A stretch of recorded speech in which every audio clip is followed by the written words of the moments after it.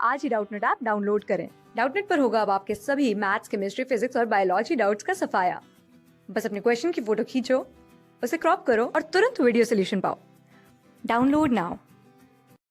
इस क्वेश्चन में एक फिगर दे रखा है। फिगर में बोल रखा है कि हमारे पास लाइट स्प्रिंग बैलेंस है। ये हमारा स्प्रिंग बैलेंस है।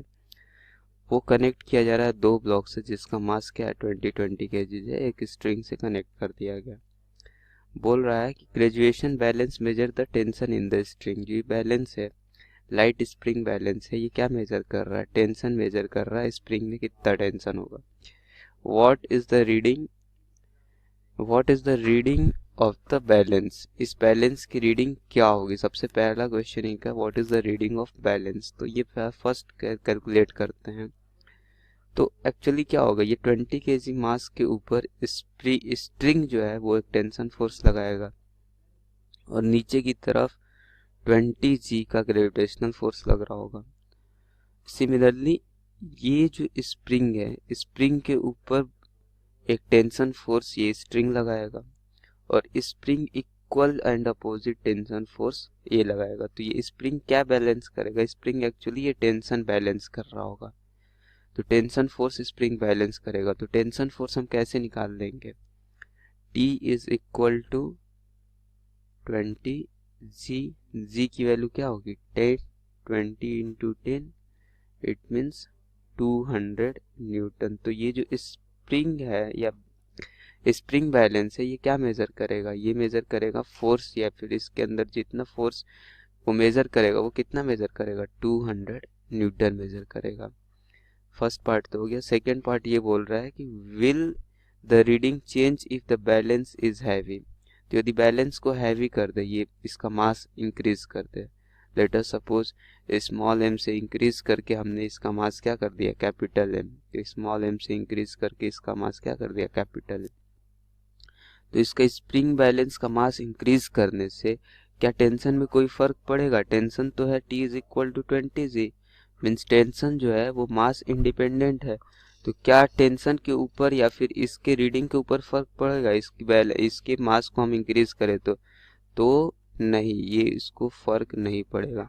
इसका मास 2 kg इंक्रीज कर दे, 5 kg इंक्रीज करे, 6 kg इंक्रीज करे, उससे हमारे टेंशन में कोई फर्क नहीं पड़ेगा। इसलिए रीडिंग जो होगी वो अभी भी सेम आएगी हमारे पास। उसके बाद थर्ड पार्ट क्या बोल रखा है कि what will happen if the spring is light but the blocks have unequal masses. तो जब अनइक्वल मासेस हो जाएंगे, तो लेट अस सपोज जब अनइक्वल मासेस हो गए तब क्या होगा?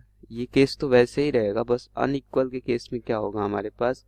इसका मास लेट अस सपोज 25 हो जाएगा, इसकी मास थोड़ी इंक्रीज कर दी 5 किलो मैंने, तो इसका मास अब क्या हो जाएगा? 25 kg होगा। ये एक ऑब्जेक्ट रख दिया जिसका 5 kg मास है, तो इसलिए इसका वेट इंक्रीज करेगा। जैसे ही इसका वेट इंक्रीज करेगा तो ये पूरा सिस्टम क्या होगा? नीचे की तरफ एक्सेलरेट करने लगेगा। इसके एक्सेलरेशन की वजह से ये भी स्प्रिंग बैलेंस भी एक्सेलरेट करेगा और इसके एक्सेलरेशन की वजह से ये भी जो है ऊपर की तरफ एक्सेलरेट करने लगेगा। तो पूरे सिस्टम में क्या हो जाएगा? अनइक्वल मास करते ही पूरे सिस्टम में हमारा क्या आ जाएगा? एक्सेलरेशन आएगा। तो what will happen if the spring is light? तो यही हैपन होगा। यहाँ से हम एक्सेलरेशन भी इजीली कैलकुलेट कर सकते हैं। कैसे कर लेंगे एक्सेलरेशन कैलकुलेट? यहाँ से देखो, यहाँ m1 m2 करके कर सकते हैं। अब एग्जैक्टली 25 kg तो है नहीं, इसको हम लेट अस सपोज m1 मान ले और इसको हम क्या मान ले? m2 मान ले, और हम ये बोले m1 is greater than m2।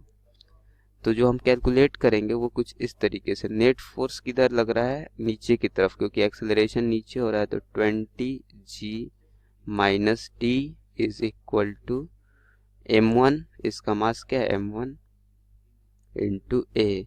अब यहाँ m1 g हो जाएगा, क्योंकि अब इस केस में वेट हम एग्जैक्टली हमें को पता नहीं, वेट हमने क्या एज्यूम कर रखा है? m1। तो यहाँ क्या हो जाएगा? m1 g। तो ये 20 g की जगह क्या हो जाएगा? m1 g।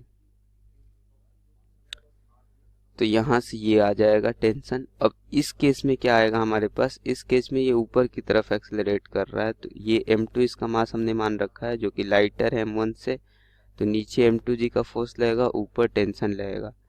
तो इस केस में हम लिख लेंगे ऊपर की तरफ एक्सेलरेट हो रहा है, नेट फोर्स ऊपर की तरफ क्या लगेगा? t minus m2g is equal to m2a, Newton's laws of motion से। अब दोनों इक्वेशन को जब ऐड करेंगे तो t से t कैंसिल, बट हमें क्या निकालना है, t ही एक्सेलरेशन निकालना है कि t निकालना है हमें। लेट अस सपोज जब एक्सेलरेशन निकालना होगा तो यहाँ से हम क्या कर लेंगे, a is equal to m1g minus t divided by m1। तो अब a की वैल्यू यहाँ सब्स्टिट्यूट कर सकते हैं, तो t is equal to m2g plus m2a, a क्या है हमारे पास, m1g minus m1 means m1g minus t by m1 हो जाएगा। इट मीन्स ये आ जाएगा हमारे पास, यहाँ से क्या आ जाएगा, t को कॉमन ले लेंगे, 1 plus m2 by m1, this is equal to m2g plus m2g, 2m2g आ जाएगा। तो यहाँ से आ जाएगा tension is equal to 2m1 m2g divided by m1 plus m2।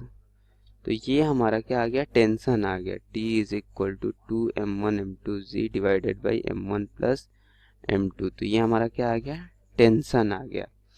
और इस केस में देखो, जब स्प्रिंग में अनइक्वल मासेस हो जाएंगे, जहां m1 ग्रेटर देन m2 होगा, तब हमारे पास टेंशन जो आएगा वो ये आएगा। और ये टेंशन उस केस में ये स्प्रिंग बैलेंस करेगा। इनिशियली क्या टेंशन में बैलेंस कर रहा था, t is equal to mg measure कर रहा था, बट बाद में वो क्या मेजर करेगा, ये मेजर करेगा। तो ये ऐसे ही क्वेश्चन था जो हमने कर लिया।